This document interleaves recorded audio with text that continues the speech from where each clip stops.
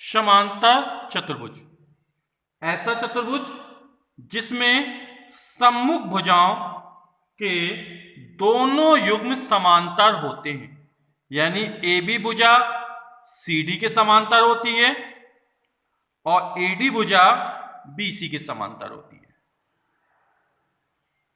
तो समांतर चतुर्भुज यानी ऐसा चतुर्भुज जिसमें सम्मुख भुजाओं के दोनों युग्म समांतर होते हैं, समांतर चतुर्भुज कहते हैं। अब हम जानते हैं समांतर चतुर्भुज की विशेषताएं क्या होती हैं।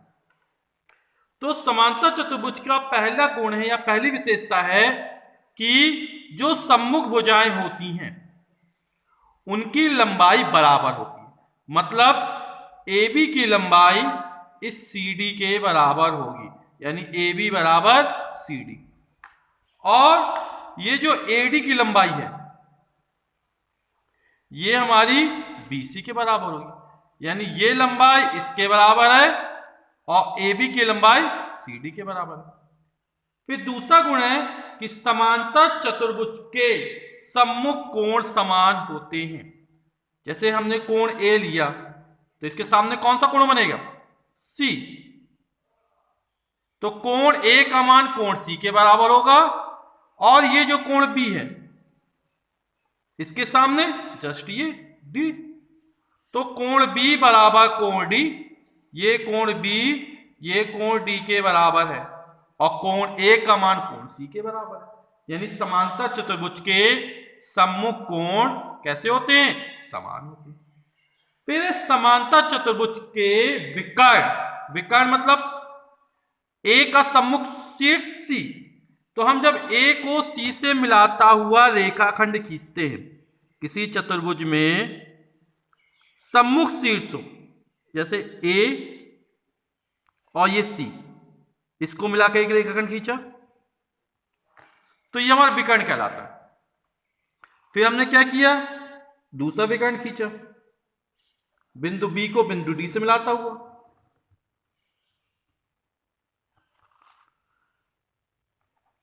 तब यहां पर ये विकर्ण मिले बिंदु ओ पर। तो समांतर चतुर्भुज के विकर्ण एक दूसरे को सम यानी समान, द्वि मतलब दो और भाजित माने भाग करते हैं। जैसे यहां पर एसी विकर्ण दो बराबर भागों में विभाजित हो गया, मतलब ए ओ की जो लंबाई होगी या ओ ए की लंबाई ओ सी के बराबर होगी, यानी ओ ए बराबर ओ सी, ओ ए बराबर ओ सी, ये बीच में विभाजित दो बराबर भागों में। इसी तरह ये वाला विकर्ण भी बिंदु ओ पर दो बराबर भागों में विभाजित हो गया, यानी OB की लंबाई जो होगी वो OD के बराबर हो, यानी ये जो लंबाई है ये इसके बराबर है, यानी OB बराबर OD।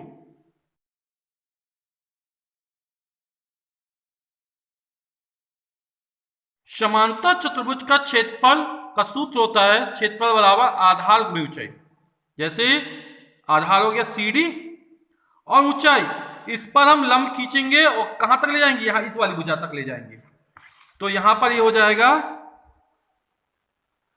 ये 90 अंश का कोण बनाते हुए रेखा खींच दी तो ये इस पर लंब है, यही समांतर चतुर्भुज की क्या कहलाएगी? ऊंचाई कहलाएगी।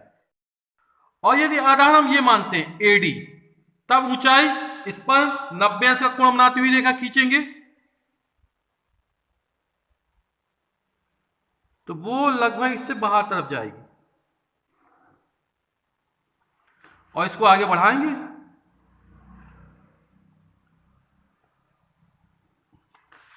तब हमारी आधार AD हो जाएगा, ऊंचाई ये हो जाएगी।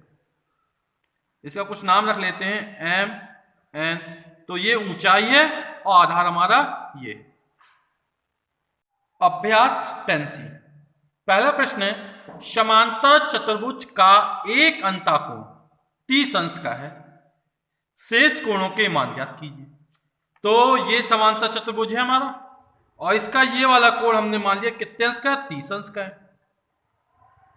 तो हमने कोण पढ़े समांतर चतुर्भुज के कोण कि समांतर चतुर्भुज के सम्मुख कोण समान होते हैं, मतलब ये वाला कोण 30 अंश का है तो ये वाला कोण भी कितने अंश का हो जाएगा? 30 अंश का हो जाएगा। अब ये वाला कोण और ये वाला कोण समान होगा, यानी कोण ए कोण सी के बराबर होगा। कोण ए बराबर कोण सी, तो इसके मान पता नहीं, हमने इसको x डिग्री मान लिया। तो हम जानते हैं कि चतुर्भुज के सभी कोणों का योगफल 360 अंश होता है। तो हो जाएगा x प्लस 30 प्लस x और प्लस 30। चतुर्भुज के चारों अंतः कोणों का योगफल 360 अंश होता है। x प्लस x 2x, 30 और 30 60, और इसका पक्षांतर करें तो माइनस 60 हो जाएगा। तो हो जाएगा 360 माइनस का 60, तो 2x बराबर हो जाएगा 360 में 60 गया 300। तो x बराबर हो जाएगा हमारा 300 बटे 2 यानी 150 अंश। यानी ये वाला कोण 150 अंश, ये वाला कोण भी 150 अंश। यानी हमारा आंसर हो जाएगा कोण A बराबर कोण C बराबर 150 अंश और कोण B बराबर कोण D बराबर 30 अंश। आंसर सवाल, समांतर चतुर्भुज की किसी भुजा पर बने कोणों में 40 डिग्री का अंतर है, प्रत्येक कोण का मान ज्ञात कीजिए। तो ये हमारा समांतर चतुर्भुज हो गया। अब सवाल क्या कह रहा है कि किसी भुजा पर, तो मान लीजिए CD भुजा पर है, इस भुजा पर दो कोण बन रहे हैं, एक कोण ये है और दूसरा कोण ये है। इन दोनों कोणों का अंतर कितना है? 40 अंश है। तो हमने ये वाला कोण हमने x अंश मान लिया, तो ये इससे 40 ज्यादा होगा या 40 कम होगा। तो चित्र में बड़ा नजर आ रहा है तो हम इसको 40 ज्यादा मान लेते हैं। तो हो जाएगा x प्लस 40। दोनों का अंतर कितना है? 40 है। या तो ये 40 ज्यादा होगा या 40 कम होगा। इसको हमने जब x माना तो हमने इसे 40 जोड़ दिया, तो x प्लस 40। अब समांतर चतुर्भुज के सम्मुख कोण समान होते हैं, तो कोण D कोण B के बराबर हो, तो ये भी x प्लस 40 हो जाएगा हमारा। और कोण C कोण A के बराबर होगा, तो ये हमारा x हो जाएगा। फिर क्या होगा कि समांतर चतुर्भुज के सभी अंतः कोणों का योगफल 360 अंश होता है, तो हम सभी को जोड़ देंगे। तो हो जाएगा x plus 40 plus x plus 40। कोण A कोण B कोण C और कोण D, और इन सभी का योगफल 360 अंश। तो हो जाएगा x plus 40 plus x plus 40 बराबर 360 अंश।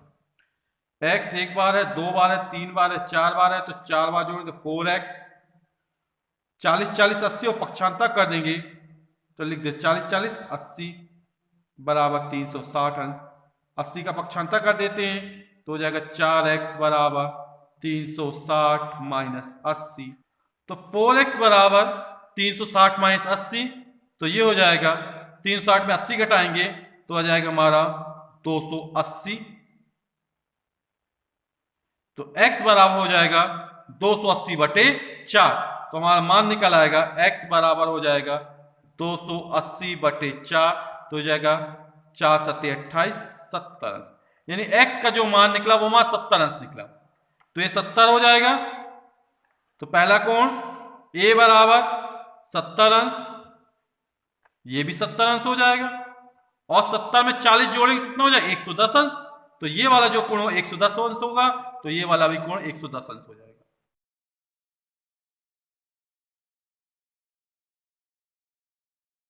अगला सवाल है तीसरा, यदि समांतर चतुर्भुज की किसी भुजा पर बने कोणों में 1 और 3 का अनुपात हो, तो प्रत्येक कोण ज्ञात कीजिए।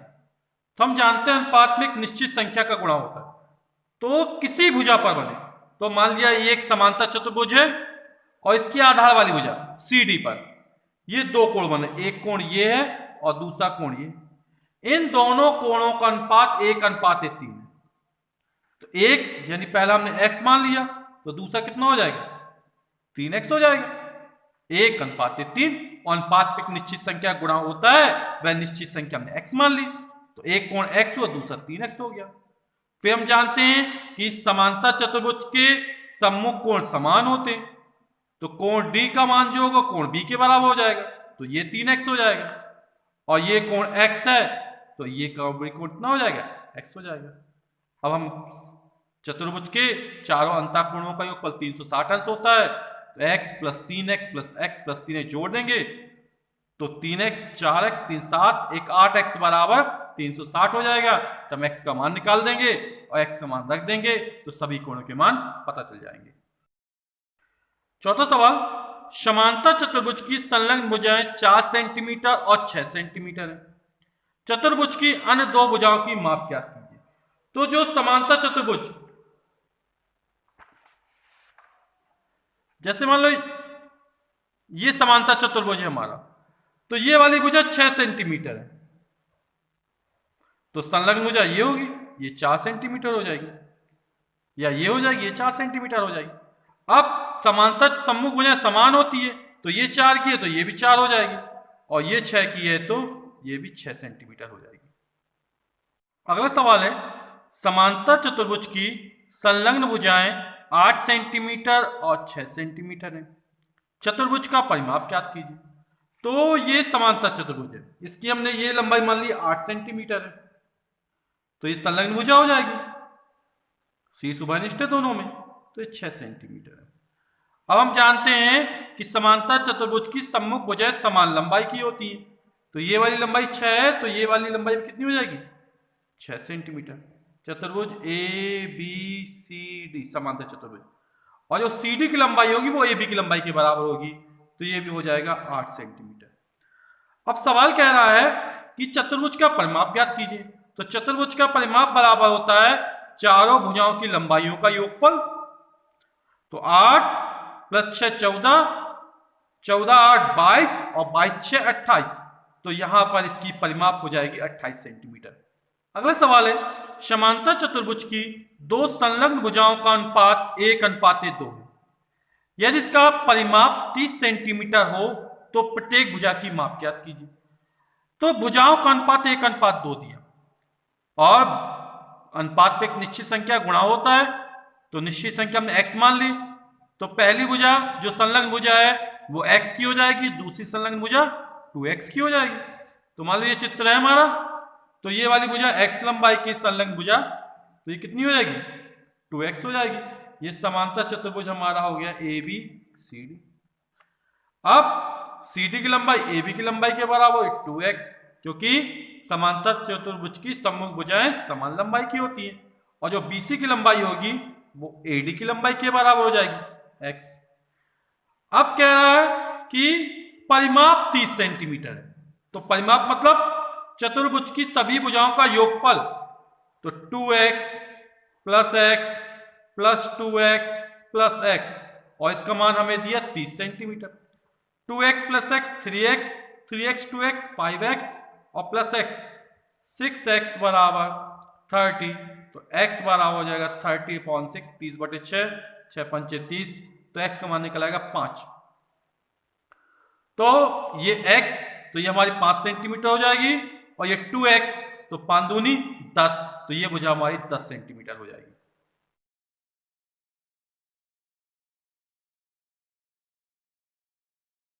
अगला सवाल, आकृति 10.24 यानी ये वाली आकृति में PQRS एक समांतर चतुर्भुज है। रेखाखंड OP, OQ, OR और OS को माप कर सत्यापित कीजिए कि OP बराबर OR और OQ बराबर OS। तो आपको क्या करना है, पटरी की सहायता से इसकी लंबाई नापनी है, OP की और OR की। तो हमने प्रगुण पढ़ा है समांतर चतुर्भुज का, कि समांतर चतुर्भुज के विकर्ण एक दूसरे को समद्विभाजित करते हैं। सम माने समान, द्वि मतलब दो, भाजित माने भाग, मतलब बिंदु O पर PR जो रेखाखंड है दो बराबर भागों में विभाजित हो जाता है। तो जब हम इसको पटरी से नापेंगे OP की लंबाई और OR की लंबाई, तो ये दोनों समान लंबाई के मिलेंगे। इस तरह जब OS की लंबाई नापेंगे और OQ की लंबाई नापेंगे, तो इसके मान भी कैसे होंगे, बराबर होंगे। समलंब PQRS में कोण P और कोण S के मान ज्ञात कीजिए। कोण P का मान ज्ञात करना है, कोण S का मान ज्ञात करना है।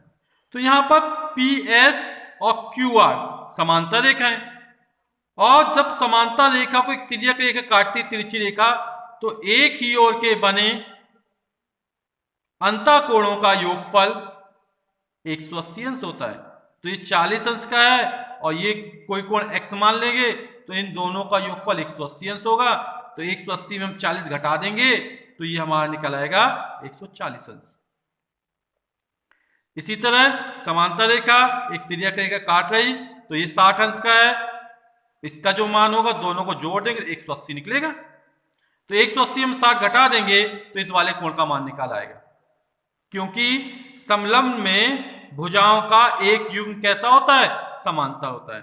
समलंब एक ऐसा चतुर्भुज है जिसमें भुजाओं का एक युग्म समांतर होता है। और जब दो समांतर रेखाओं को एक तिर्यक रेखा काटती है तो एक ही ओर के बने अंतःकोणों का योगफल 180 अंश होता है। तो 180 में 40 घटाएंगे तो ये निकल आएगा और 180 में 60 घटाएंगे तो ये वाले कोण का मान निकल आएगा।